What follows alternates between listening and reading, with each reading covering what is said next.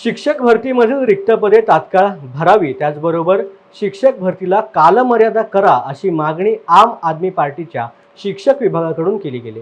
आम आदमी पार्टी शिक्षक आघाडीच्या शीतल कांडेटकर यांनी याबाबत एक निवेदन शिक्षण आयुक्तांना दिलं असून याबाबत आयुक्त ठोस निर्णय घेत नसून ते याबाबत आमच्याशी चर्चा करत नसल्याचा आरोप देखील त्यांनी केलाय। वर्षानुवर्षे अनेक शिक्षक या रिक्त पदांसाठी आस लावून बसले असून त्यांना शासन न्याय कधी मिळणार असा सवाल कांडेटकर यांनी न्यूज अनकट सोबत बोलत असताना अधिकाऱ्यांशी केला आहे। नमस्कार, मी शीतल कांडेलकर, शहर अध्यक्ष शिक्षक आघाडी आम आदमी पक्ष। गेले 2022 पासून ही अभियोग्यताधारक शिक्षक भरतीसाठी प्रयत्न करत आहेत। विशेष म्हणजे असं की 2017ची शिक्षक भरती सुद्धा यांची अडकलेली आहे। या मुलांसाठी सतत प्रयत्न करूनही आयुक्त कार्यालयातून किंवा मंत्रालयातून प्रधान सचिवांकडून किंवा केसरकरांकडून कोणतेही अपडेट दिले जात नाहीत। आचारसंहिता किंवा आम्ही आचारसंहितेत काहीच करू शकत नाही असे विविध कारणं देऊन मुलांना फक्त फिरवलं जात आहे। मुलं पूर्ण महाराष्ट्रातून इथे येतात। गरिबीची परिस्थिती आहे, कष्टकरी शेतकरी सामान्य कुटुंबातली विद्यार्थी आहेत आणि यांना इतक्या दुरून इथे बोलवलं जातं। इथे येऊन साधी भेटही होत नाही, मुलांना कोणत्याच प्रश्नाचं उत्तर दिलं जात नाही।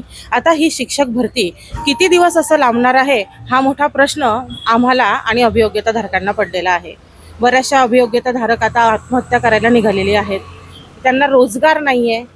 यांच्या प्रश्नांची उत्तरं देणार कोण? आम्ही लोकप्रतिनिधी म्हणून इथे येऊन त्यांचा प्रश्न कसा सुटेल याच्यासाठी मोठा प्रयत्न करत आहोत। पण या प्रयत्नांना कुठेतरी आम्ही कमी पडतोय की प्रशासन कमी पडतंय किंवा शासकीय जे लोक असतील किंवा मंत्री महोदय असतील यांचं कुठेही काहीही उत्तर येत नाही। याचा अर्थ असा आहे का की लोकशाही संपलेली आहे?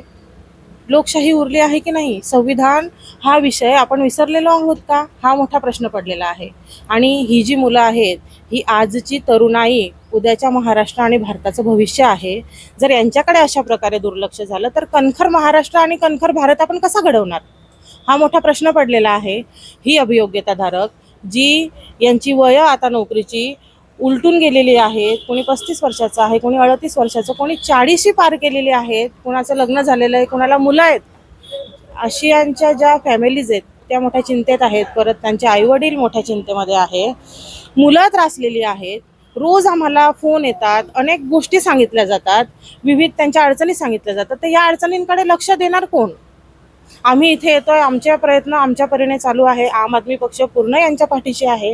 गेले कित्येक दिवस झाले आम्ही सकाळी उठलो तर संध्याकाळपर्यंत फक्त या मुलांसाठी प्रयत्न करत आहोत, परंतु आम्हाला कोणत्याच प्रकारचे अपडेट दिलेले जात नाहीत। आम्ही यांना म्हटले की तुमची काही नियोजन असेल भरतीचं, तुमचा रोड मॅप आम्हाला द्या, तर यांच्याकडे रोड मॅपही तयार नाही। अंदाजे सगळ्या गोष्टी करत आहेत। आचारसंहिता लागत आहेत। आता 2024ची आचारसंहिता अजून संपत नाही, तोपर्यंत विधानसभेची आचारसंहिता लागेल, विधान परिषदेची आचारसंहिता लागेल। ह्यांनी कुठे न्याय मागावा हा मोठा प्रश्न आहे। तर आम्हाला न्याय मिळवून द्यावा, सोशल मीडियामध्ये ह्या सगळ्या गोष्टी पुरवल्या गेल्या पाहिजे असं आमचं मत आहे। कारण 4 भिंतीमध्ये 1 डझनच्या वरती निवेदनं दिलेली आहेत तरी त्याचं काहीच उत्तर नाही आणि त्याचा काहीच फरक यांना पडत नाही आहे।